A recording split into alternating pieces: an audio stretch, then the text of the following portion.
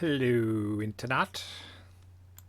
I should be streaming right about now. I'm going to go check on that. I did this earlier and had some technical problems because I had not correctly identified it. And also, like, yeah, I don't see. Shouldn't I? There we go. Live. Oh, that's not the thumbnail I should have. Yep. There. So I'll turn off the.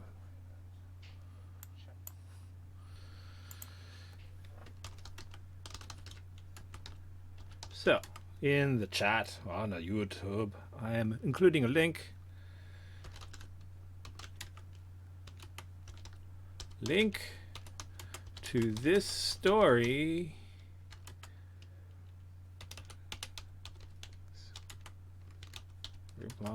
Post on Patreon. Boop boop bitty doop bitty doo. Posts. Published. How's everyone doing? Are you guys all shut-ins too? You should be.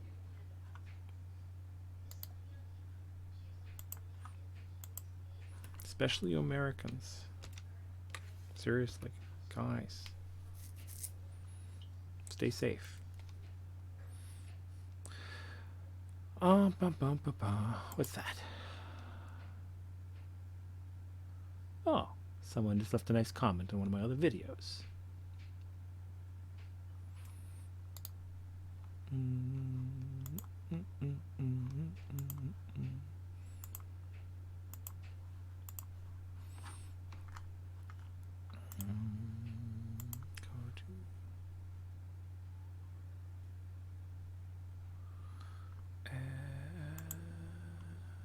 Go to my channel.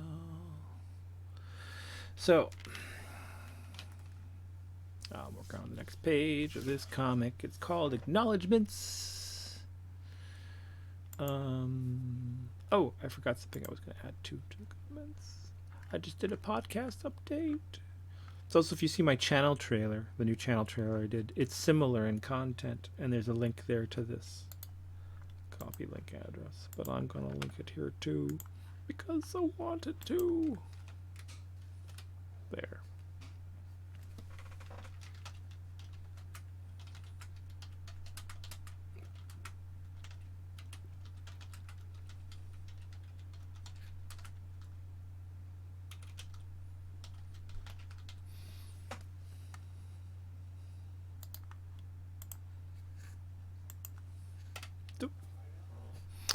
Okay. Enough goofing around. Now I have to do the other thing, which is share my current feed to the social media.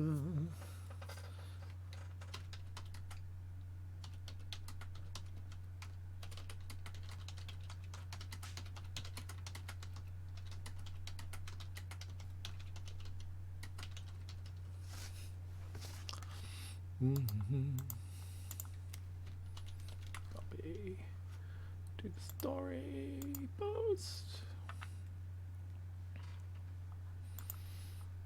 Share again to my page.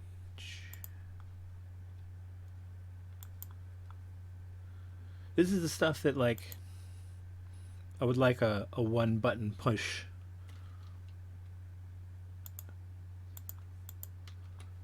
And just have it all happen, and there's sort of ways to do that, but then it doesn't. I don't think it works as well. So I don't know. I don't know that it's necessarily a better idea.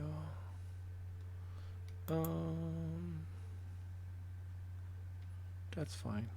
I should do that there maybe.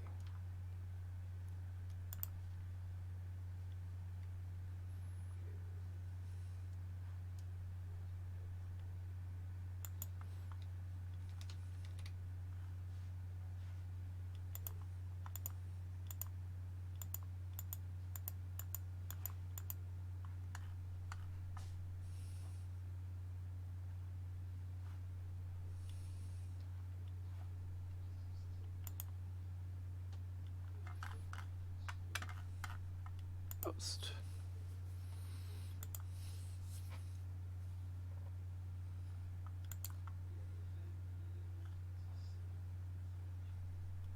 There we go.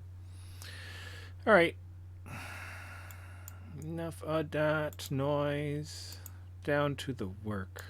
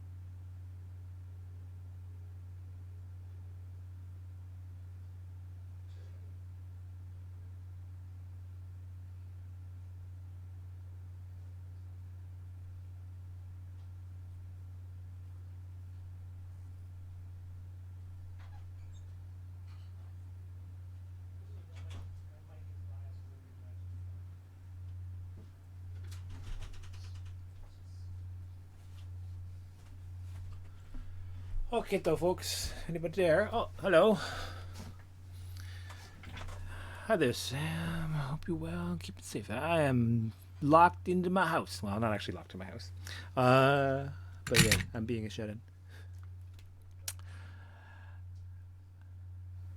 I need to change up.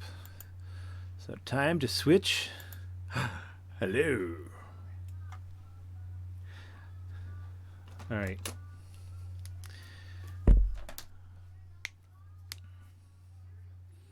So I'm going to work on some pencils here. Let me show you guys. Not pencils, actually. It's finishing.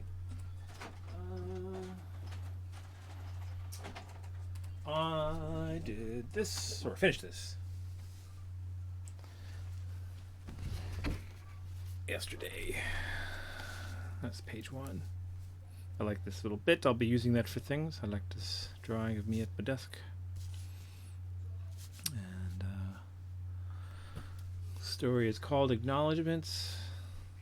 It's kind of riffing on a few different ideas.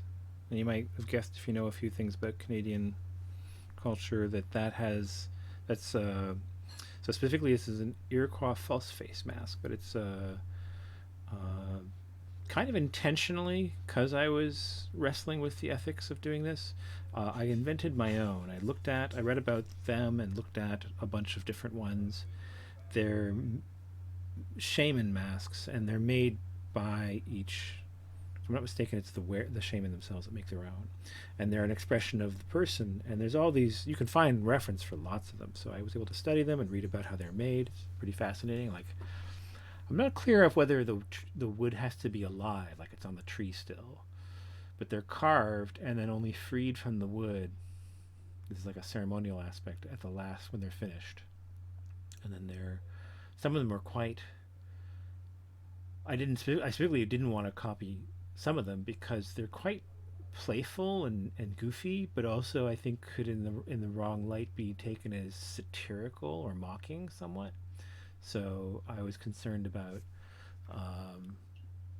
not, even if they were entertaining and be fun to draw, not using some of them just because I didn't want to send that message. And then in general, because they're all handcrafted, unique pieces, I think it's sort of legitimate that you might want to represent the culture precisely, but it also felt like copying an artist's work, which in certain contexts I don't necessarily like. If it's a content, it's part of if there's a poster in the background of the scene, I might draw the actual work as much as I can, and I'm basically copying the artist's works, and it contextually makes sense there.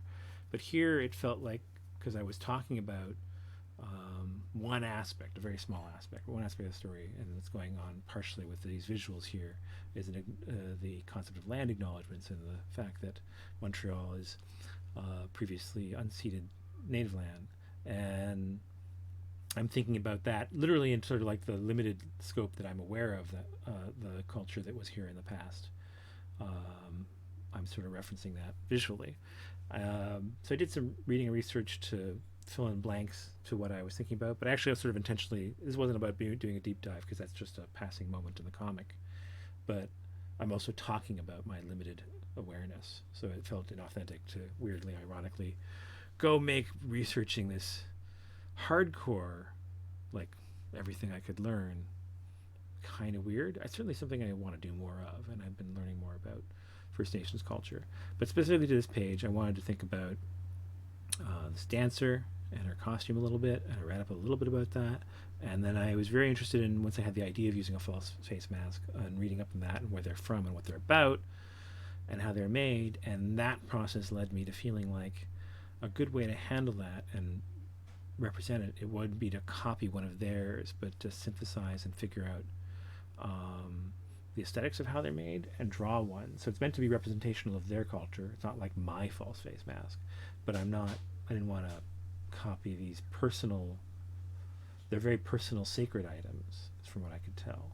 So I felt like that kind of, it felt like forgery of a sacred visual item, even if I'm not making a mask, I'm just doing a drawing.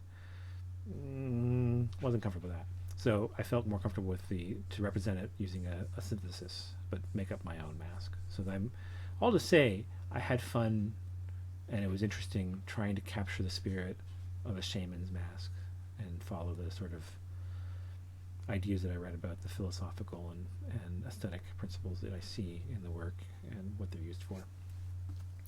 And that's one little piece, but I kind of do that. I was thinking about what parts of Montreal, when I show Montreal in the story, it's actually for a book. I should mention that. Actually, you know what? That's something that's not in the thing. There's a crowdfunder right now for the book that this was done for. That's something I should probably say something about here.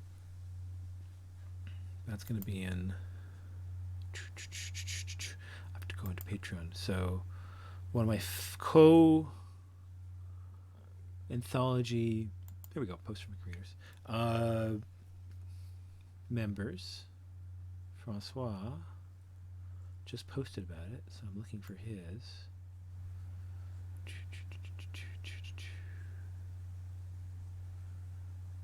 It's not in the feed, so let's go to his.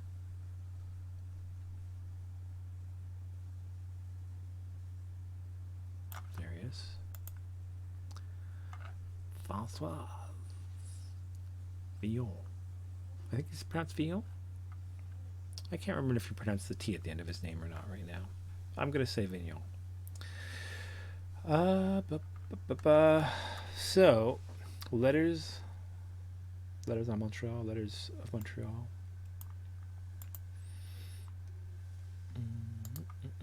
Looking tab.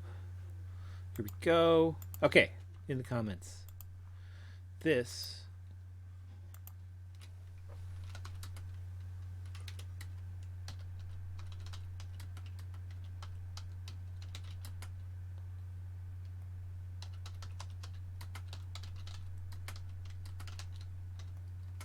there. So crowdfunder. No, crowdfunder. Crowdfunder. Did I spell that right? I don't know. Hopefully. There we go.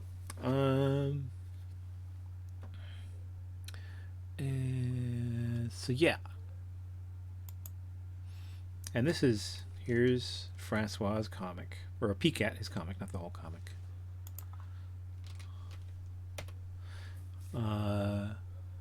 So we'll be sharing the book together, and this is also my contribution to that book, but also going to go into Mindage and my personal big project at the time, which was going to be published in May, but all the festivals I was going to have been postponed or canceled. And so I got a refund for the tables for one of them and used that to spring for a pro Zoom membership. So I'm going to be doing Zoom Hangouts. Definitely like it's a tool for teaching. If you sign up to my Patreon as a student patron, I can actually do proper one-on-one tutorials, and I'm going to try to plan for classes. I'm a little unsure about that. I feel like I like the idea of a live class, but pre-recorded also seems to be popular. I can use Zoom for either, but I would kind of prefer live classes, but that requires getting a group of people to get together at the same schedule, which is a little trickier to coordinate online, I found, at least for me. Excuse me. So, all to say though, I have a $10 a month Patreon patron category, and for that you get tutoring, and you can tell me what areas of art that I know about that you would like to improve on.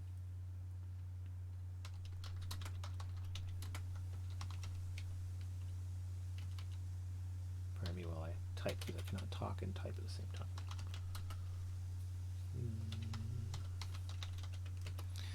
So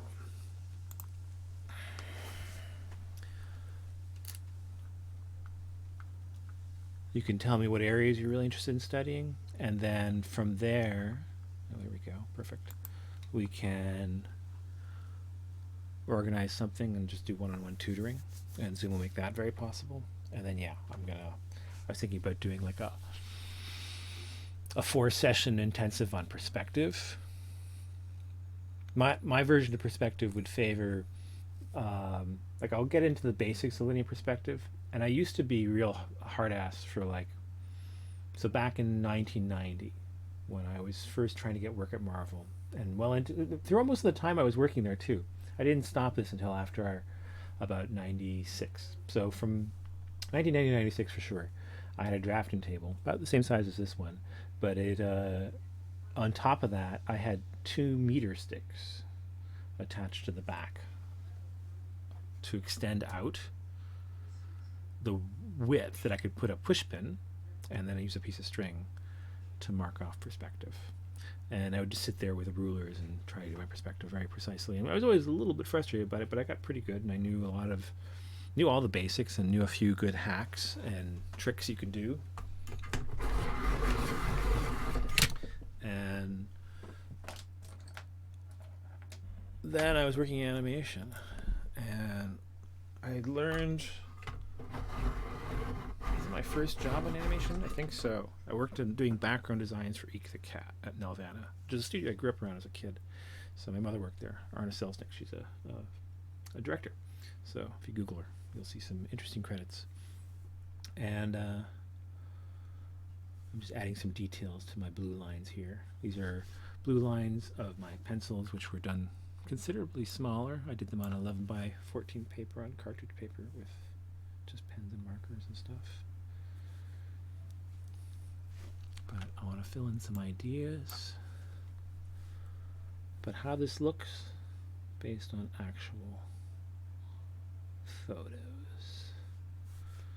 And I drew it from memory, but I wanted to check, sort of gut check how things look, because it felt a little cartoony, and definitely just checking now. Yeah, I missed out some of the features of these isolated trees and branches and things, but definitely helps sell the scene too, so make sure to add that stuff. Anyway, all to say, I worked on Eek the Cat, and Eek the Cat's design aesthetic was once summarized to me as though they had hired a very talented toddler to do all the drawings, which is a little off. That's kind of more of a joke. It's a bit more involved than that, but it's very simple and goofy and cartoony, and it is kind of childlike, and it literally was the most fun I had getting paid that I can remember. I was fortunate not to get at that particular, and I say this because later on it did become an issue at that studio, but at the time I didn't get involved in any kind of office politics, and The work was stupid easy. I'd get a full plate. It wasn't like I wasn't given very much, but because of the aesthetic was so simple, I'd be done by early afternoon frequently and have time to just sit there doodling my own things, waiting for something to come up. Eventually, they started giving me cleanup work because we were getting cleanups from another studio, which I won't shame by naming, but they were not exactly wowing us by the quality of the cleanup art on their character designs. So I would sit there with a 2B pencil and go over the photocopies that we were receiving, cleaning up the lines and recopying them. But before they decided that I needed more work to do, I got a lot of comics finished too. Cleanup work was good too, good practice for inking. If you're looking to practice inking and you want to experiment with like the sort of brushy feel, and you're a little afraid of brushes, pick up a brush and practice feathering with it and some basic tools. But before you get totally comfortable with it, I also recommend a soft pencil, 2B, 6B, something like that. Keep it sharp, but you can use it if you're not too heavy-handed, and that's one of the things you need to learn. So a soft pencil is very soft. You can't be heavy-handed; it just makes a mess. And a brush is similar. Heavy-handed brush work is not good. You'll never get a fine line out of a heavy hand on a brush. If you can feel your contact with the paper, you're pressing way too hard with the brush. And that's the trick with the brush is one of the key tricks. There's no physical feedback.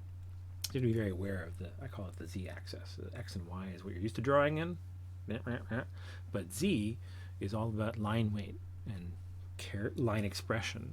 And so nailing that is really important to good brush work.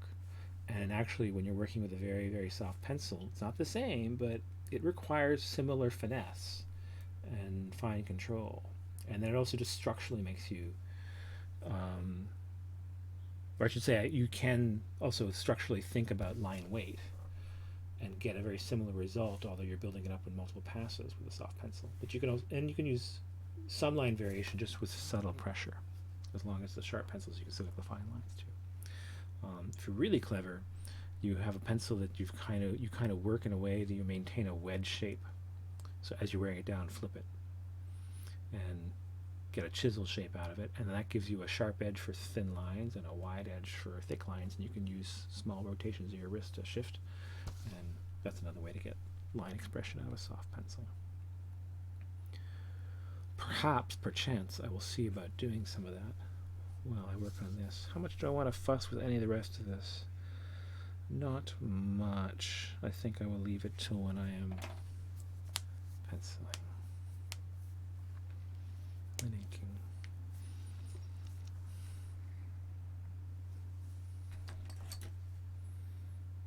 One and a 3. 5. Okay. I think this is more of a 3 and a 1 job. Where are my glasses? There we are.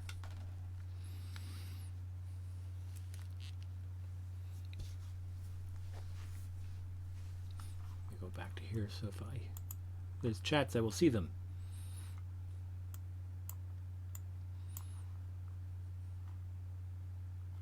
How long are we into the video now? Does it say? It would be here, wouldn't it? That's right. Ha! Yeah, it only takes me 20 minutes to get going. That's actually not wrong.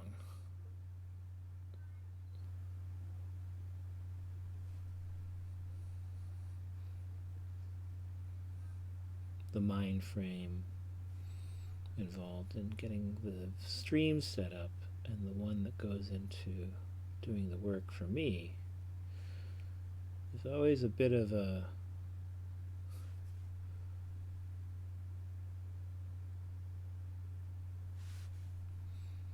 adjustment period.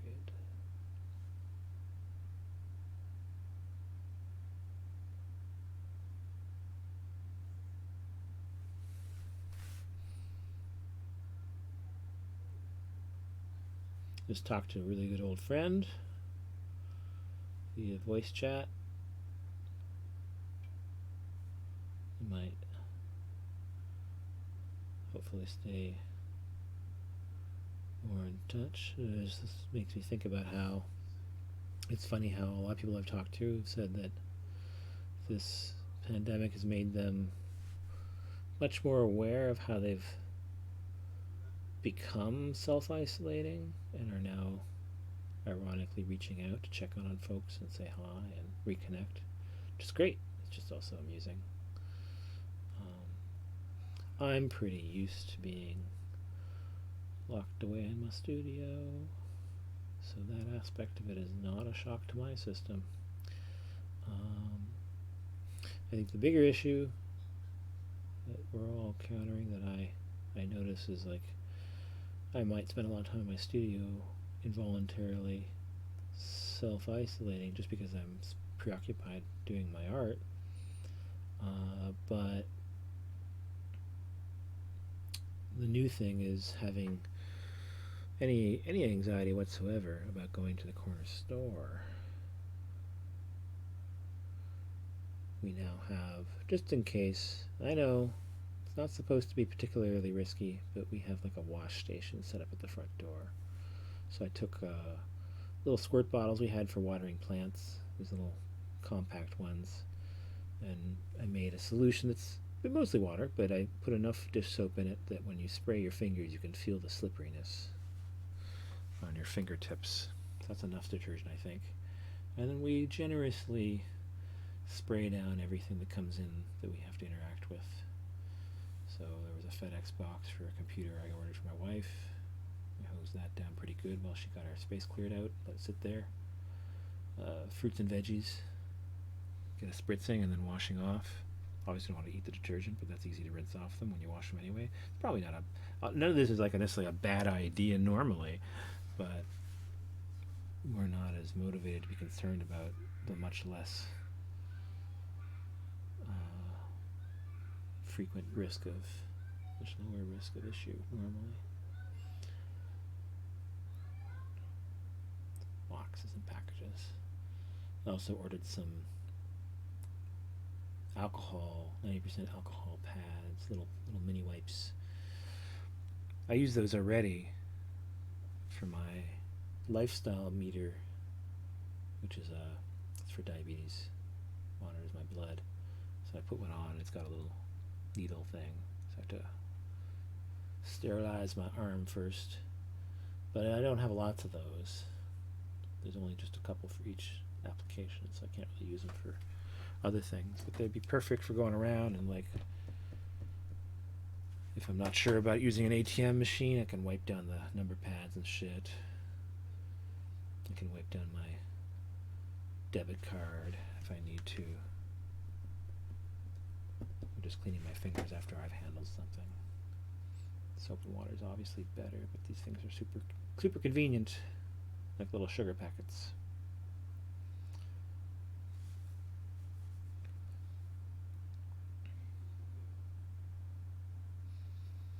Hope wherever you guys are, you're taking precautions. Don't buy into any sort of mumbo jumbo magic shit. This is not going to be cured by any naturopathic holistic crap. I've been seeing stories about so-called scientists claiming that Wi-Fi causes it, or that it's not real, it's just fear. There was a Goop lady who claimed that it's just fear-based. Oh, Lordy, save me.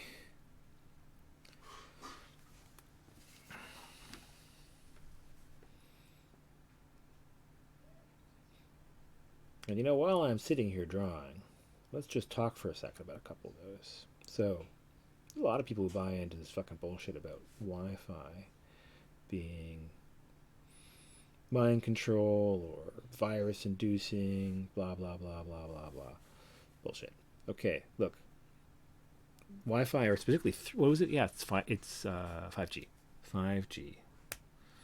So the Wi-Fi paranoia falls into the same umbrella as the 5G stuff. Look, folks, these are all radio waves. And while we're making more man-made ones, which have organization about them, patterning, there have been naturally occurring radio waves all along. We're bathed in them, and now we're bathed in more for a very long time. And no, it's been proven that exposure, ever since the advent of radio and the wide popularization of it, so that everyone's constantly being bathed. It doesn't matter if you own a radio. Okay, the radio you owned is just a receiver. But if there was a problem, it actually would have shown up.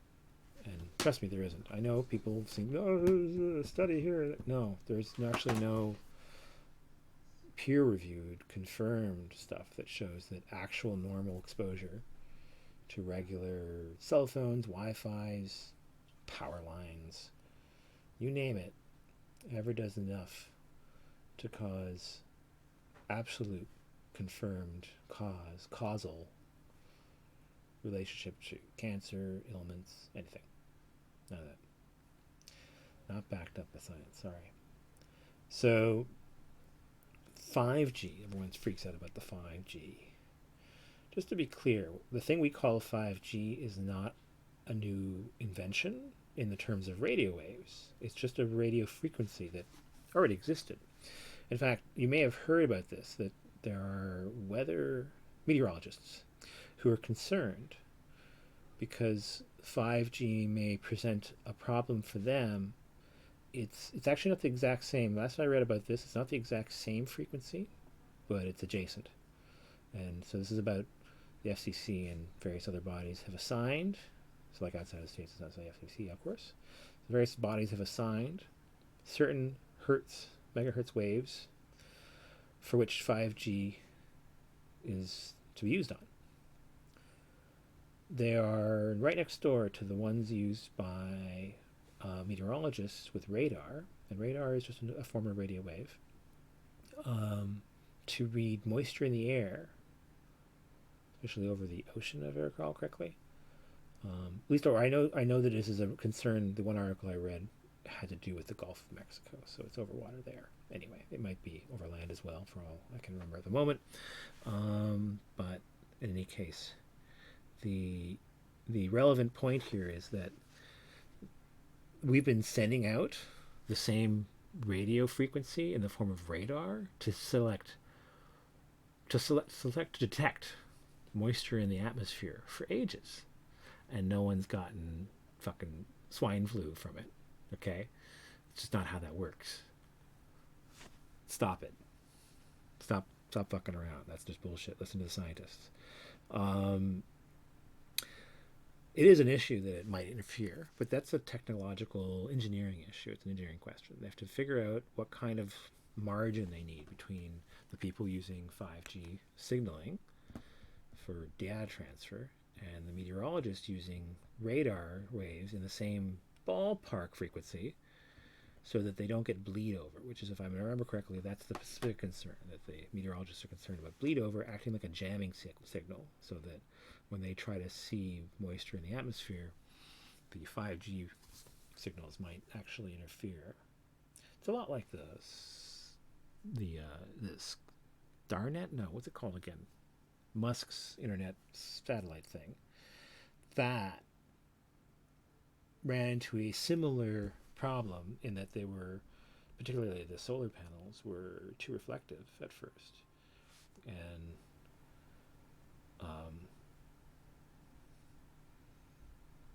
astrophysics, not so much astrophysics, it wouldn't be, would it? It would be astronomers. Astronomers were specifically very concerned that it was going to interfere with readings, and they have a couple examples of like trying to take a look at some stars and just filling the screen with streaks that suggest that it is a real problem for them.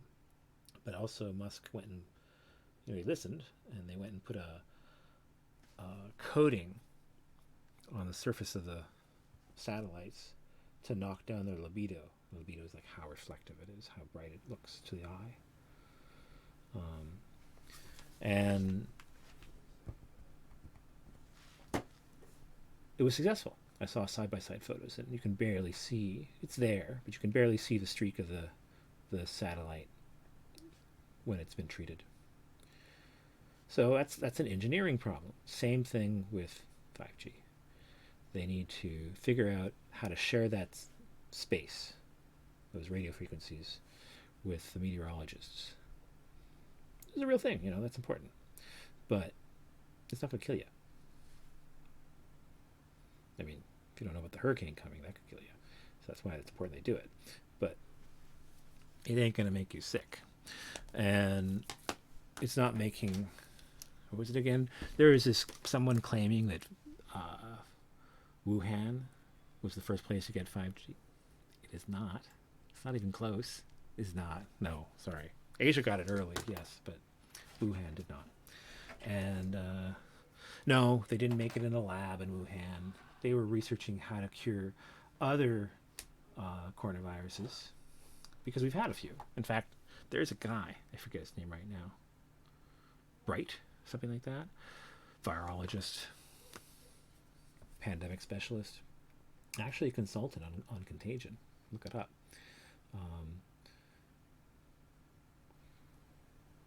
Back in the early aughts, 2001, 2002, something like that, he did a TED Talk presentation type thing, raising the alarm bell. If I remember correctly, it was even specifically, he said, look, we routinely don't do so great with the flu, and it kills lots of us. But we've managed to make it a chronic problem that, to varying degrees, we keep under wraps. Still, a lot of people die at it. Doesn't mean that you should be blasé about it. And there's a lot of people making these weird comparisons, saying like, people are over panicking about coronavirus, and look at the flu kills so many people here. Fuck off, dude.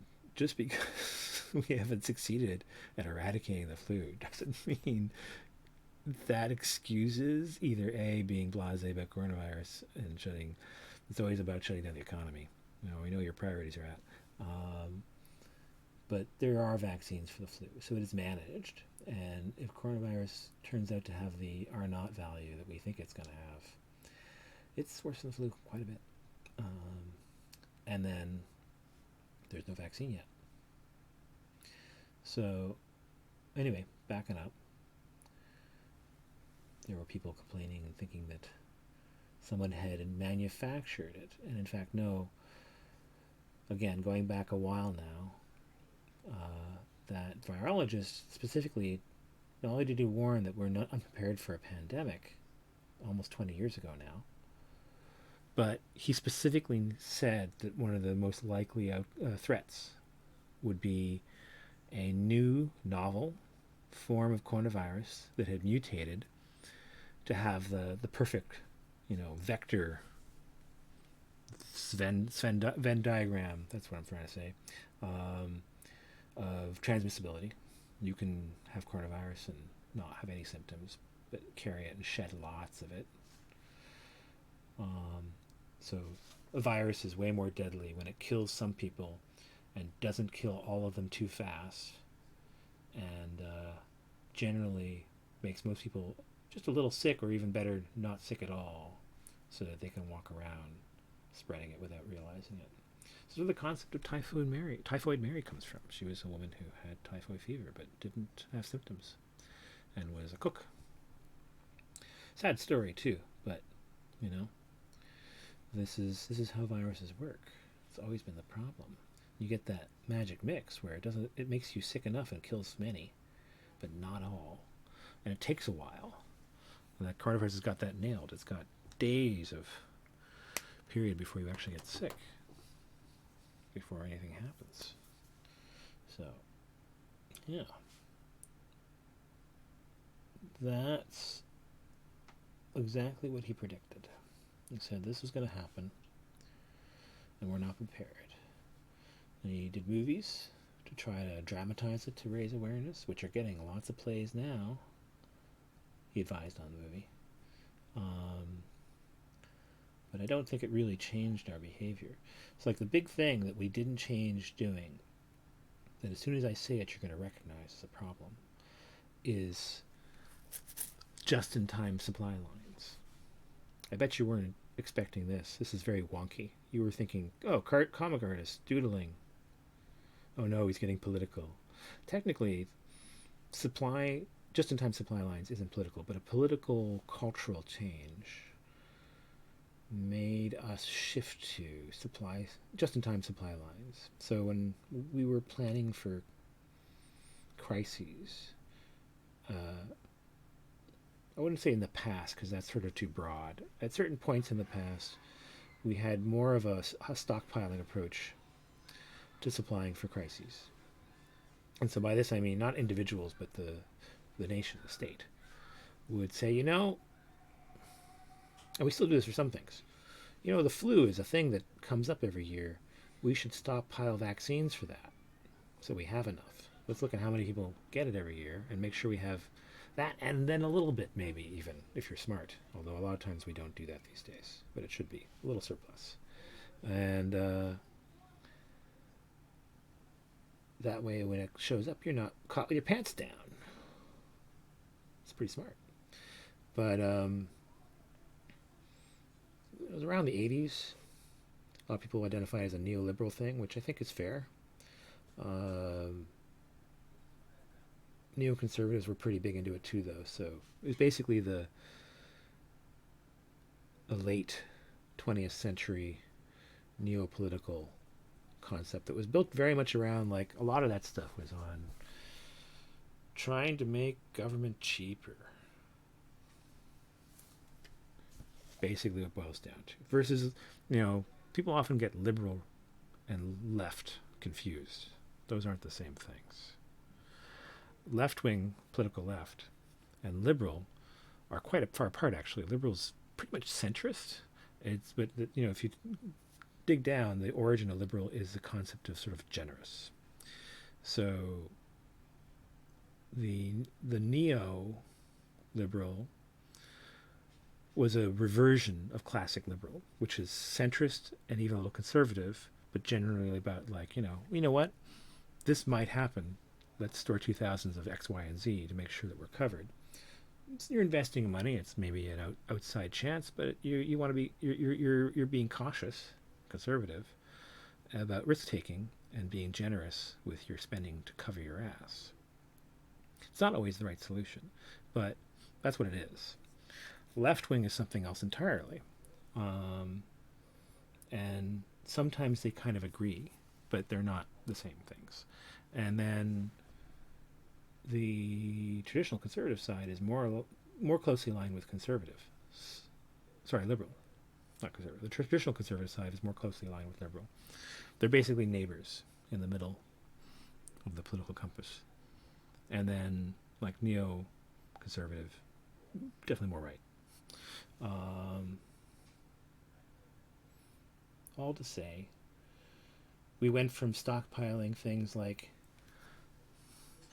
face masks for doctors, having hospitals that would have, like, a surplus on stock, a large surplus, because, like, face masks with doctors are supposed to actually change those every time they interact with a new person. Their gloves and their face masks should change. Right now they're having problems where they are being told not to wear them in some places. I think that's stopping, but I've read about this. And they're also being rationed. That's not how you prevent a virus like this, but then they have to, because they had been maintaining this just-in-time supply line thing, and so they have shortages. They don't have a warehouse somewhere just in case, hoarded already well in advance. And the best thing about well in advance hoarding, like preppers, they must be just laughing in their fucking bomb shelters right now to themselves. Not that I'm a fan of preppers, but you know what? They were betting on a certain number of inevitabilities. I just don't like their responses in many cases, but what are you gonna do about hermits? But unlike last-minute hoarders who cause problems for everybody else, advanced prepping and hoarding and stockpiling is useful because it doesn't put a strain on supply lines in the moment, and it gives you something to fall back on without hurting other people. But our just-in-time supply line approach that we've been doing for so long now, that leads it to situations where we have to choose, and then someone always ends up hurt. Where it creates situations where people who go into panic buying mode end up seriously affecting, to the detriment of their fellow humans. And that's just not cool, guys. I should stop talking so much. Not because of the politics, by the way. I should stop talking because I need to draw.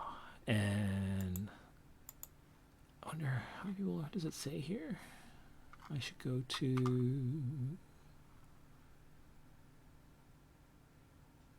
It says there, 3 watching now. I wonder. Because I want to be more spontaneous in my drawing, especially with the next few panels, sketchier. This is okay, but I was going too slow and being thoughtful because I was thinking about other things, and the result is a little too much inking, maybe. I'm going to knock it back for some highlights before I go in and add some tones.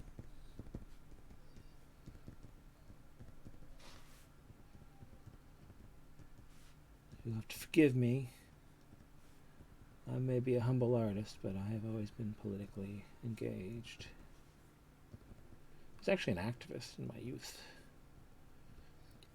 I got tired of arguing with other activists, so I kind of walked away from that. But I still am involved, shall we say, intellectually. I think about it a lot. And before someone predictably suggests, "Why not worry my little head?" It doesn't generally. Like this situation right now is not a source, or sorry, is more of a source of stress. But being politically aware generally doesn't cause me stress. And in fact, I find in situations like this, it means that I have a stronger sense of grounding and reality. Like, I'm aware of how serious it is, but I also don't fall for the panic of like, oh, the world is ending. This is not an apocalypse. You know, it's going to be really sucky. But this is not the apocalypse. This is just a warm-up.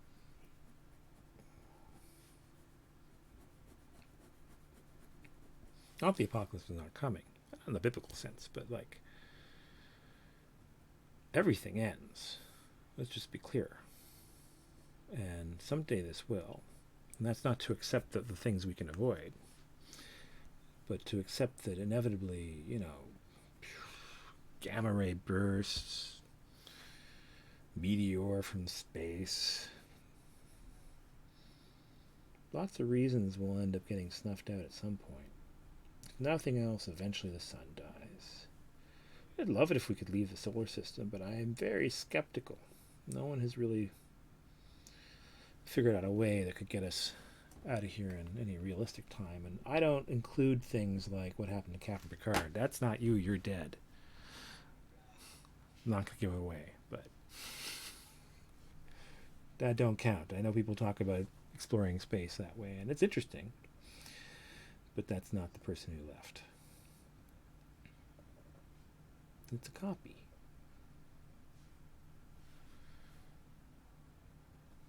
You know, we've skipped the whole ship of Theseus thing at that point.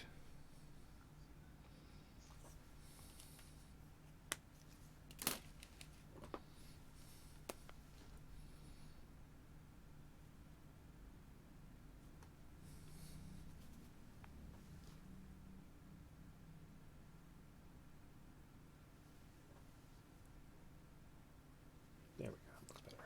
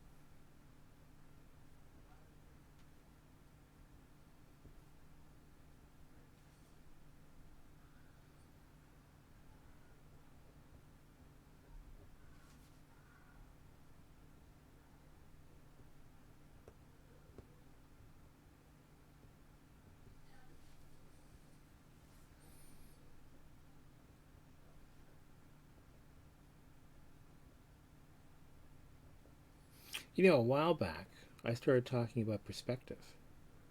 And then I got into talking about animation studios, and I forgot why I brought it up because I got distracted by something else, and then I went on a ramble.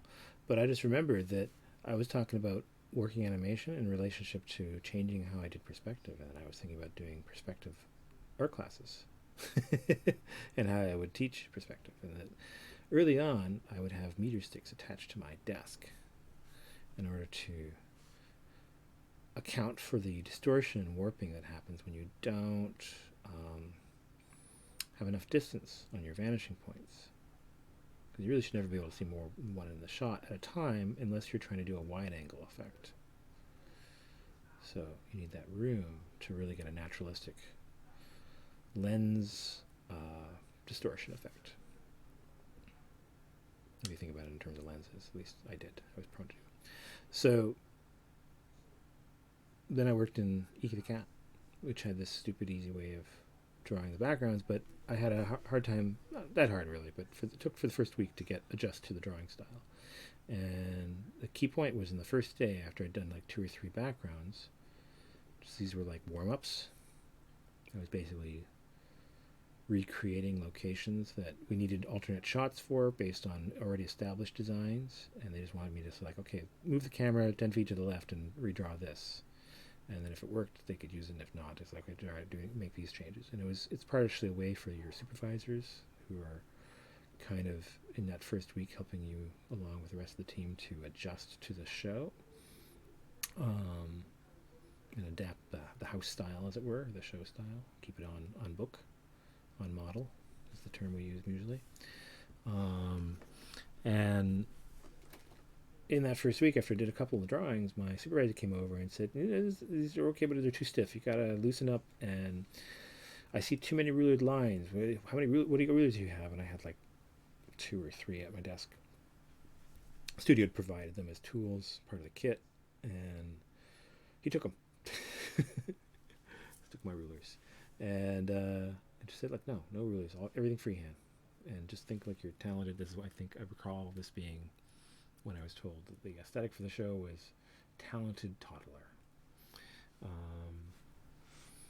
And he told me to just do your best to approximate. And the thinking there was partially it's sort of an engineering question because a lot of the actual animation was being done overseas, and you had a very wide range of skill on the part of the animators, from quite sophisticated to very not so much. And if you had extremely really tight perspective, linear perspective, and structures and angular structures are easier to get wrong than more organic and simply designed characters and structures. So if you look at animation, there's a general avoidance of complex character designs because it has to be repeatable, and they prefer rounder shapes because those are easier to keep on model. There's also there's changing attitudes about keeping on model. You hear fans complain about it, but a lot of animators are quite happy that shows have increasingly allowed the model for the characters to slip and evolve over time, and different crews don't have to work quite so hard to try to maintain precise recreations. But that's just another example of for the efficiency of animation, it makes sense to keep it looser. And that way, if you have inconsistencies in the skill level of the artist, it shows up less. Everyone's able to maintain. Which, if you want to produce have very large crews who, frankly, are getting paid very poorly, that's part of the problem, then that's something you need to do. Because otherwise it's just untenable.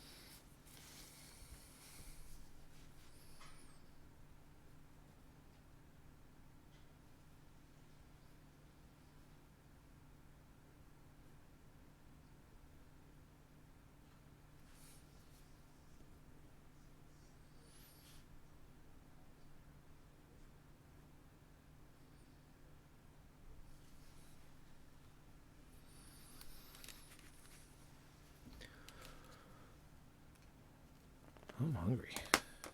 What are my sugars doing?